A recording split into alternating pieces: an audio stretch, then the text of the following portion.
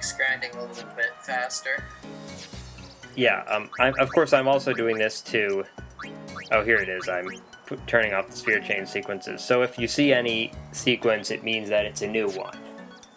And the new one is defined by the game as if you have not gone from Dressphere A to Dressphere B with that character, it's new. So basically you're going to be constantly getting new ones, and they're never going to be interesting. You're going to be getting new ones for a while. There is a finite number. Yeah, but... Would be... Crap, I'm going to want to figure out what that number is now. Wait, so is the option, like, gonna let you watch the Dressphere switches or something?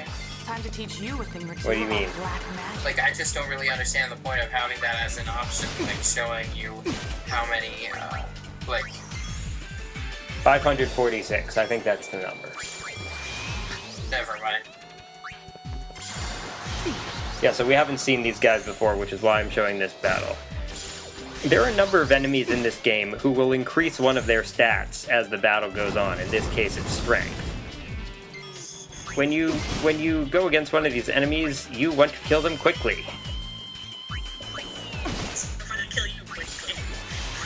Yeah, there are also some, like, they're called helms. They're armadillo-like things that increase their defense as the battle goes on. I think elementals increase their magic. So are these that they decrease their, say, their strength as they get hit, or just as they get turns? Just as they get turns. So that pretty sucks, okay. If it seemed like they're easier to kill. Yeah, they don't have very many hit points. There are some wolves later in the game that have instant KO attacks. That is not nice. Instant KO attacks are unacceptable in any game. Unless there's a way of defending against them. Even then, I think it's probably at probably the farthest you should ever go is bring someone down to 1 HP, because at least there you have a chance. Yeah. I think it generally, you're right. It's usually a way of the game designers saying, "Oh, here's a cheap way we can make the game more difficult." Yeah, that's another problem I have with Shin Megami Tensei games. They seem to love one-hit KO magic. Well, it's Atlas Games, isn't it? Yeah. Yes. Aren't they known for making? Like the Dark and Light spells. Yes. God, they're annoying. Aren't they known for making very difficult games? I don't know, actually. I Well, think I've so. only played Persona 3 and 4, and didn't really deal with it because I was on the levels. Wait, which one did you play? I finished Persona 3 Portable, and I've started Yeah, actually, Persona 4 is actually fairly easy, especially by Atlas standards. Persona 3 is a bit more difficult, but right now, I guess I haven't picked it up for a while, but for a while I've been trying to beat Shin Megami Tensei 3 Nocturne without a guide, and that was a bad decision, So, because it's really tough. Pain in her Black Mage Dressphere learned Focus, which allows you to increase your magic during battle, and Wait, you mean increase your MP, like get No. more MP, or? no, increase your magic power. Oh, big dude. And yes, Iron Giant. Fortunately, they don't have as many hit points as they do in FF8. That's good. Wait, did that just say science? Your skill? I think it said silence. Okay. after you defeat the Iron Giant, does it give you a rose? Oh, no. wrong movie. That's Lupita. Maybe he says, "Here I am. Rock you like a hurricane." I just realized it's been like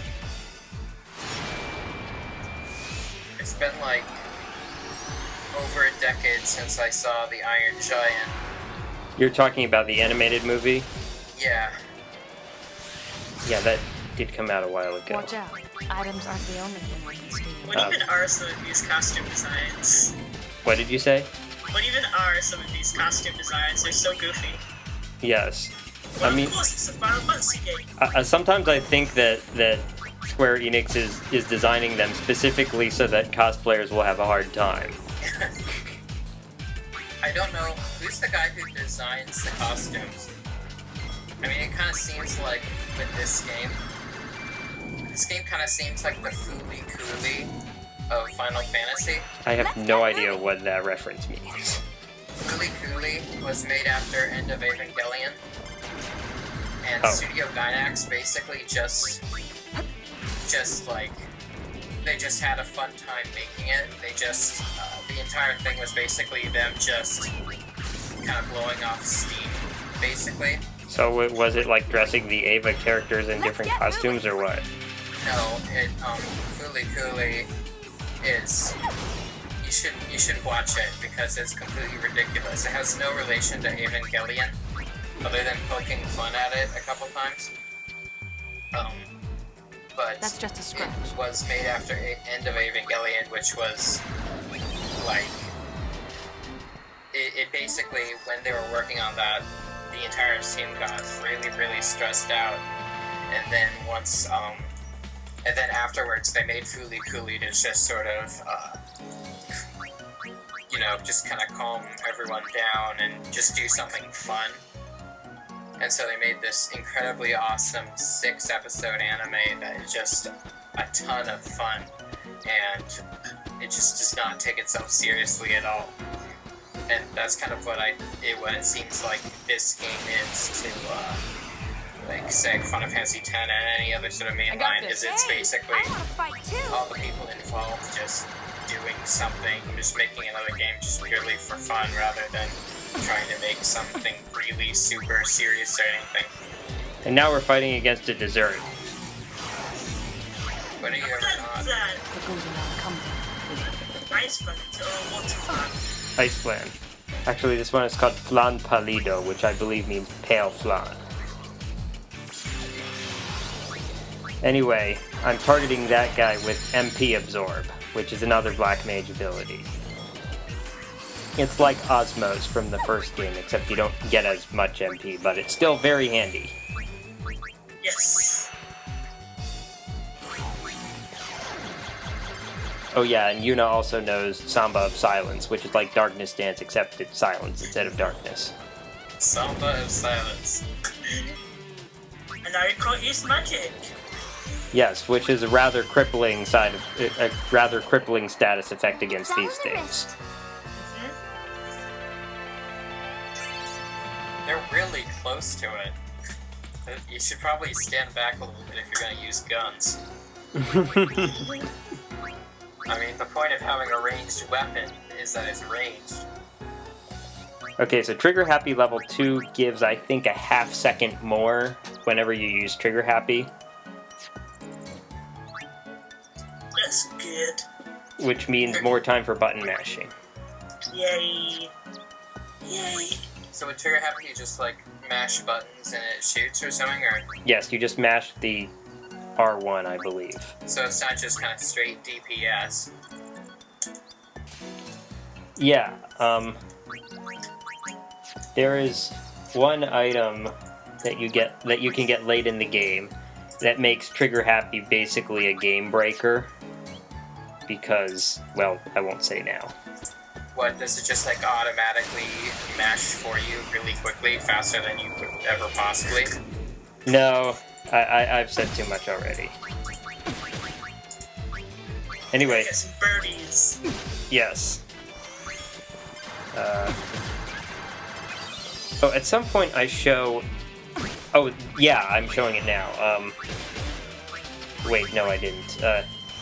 In this game, they don't tell you this in the tutorial, but you can, if you read the instruction booklet, it tells you that you can many spells you can use them either as target 1 or target all by pressing, by just pressing left or right. Like if you're targeting the enemies by pressing left, or if you're targeting allies by pressing right on the control pad until you see the arrows pointing to all of them. That decreases the power by 50%, but of course if you're targeting 3 or more, then the total power will be higher. That seems like something very useful that they probably should have included in the game. You mean in the tutorial? Yeah. Yes. Especially useful if your party is low on HP and you're targeting a healing spell. Yes. Yeah, that's something you don't want to just leave in the manual. Circlet. The after battle theme is pretty cool. Yeah. And you'll notice, I think this may have been the first game that doesn't have the victory fanfare. Alright, so Yuna knows Power Break and Magic Break now.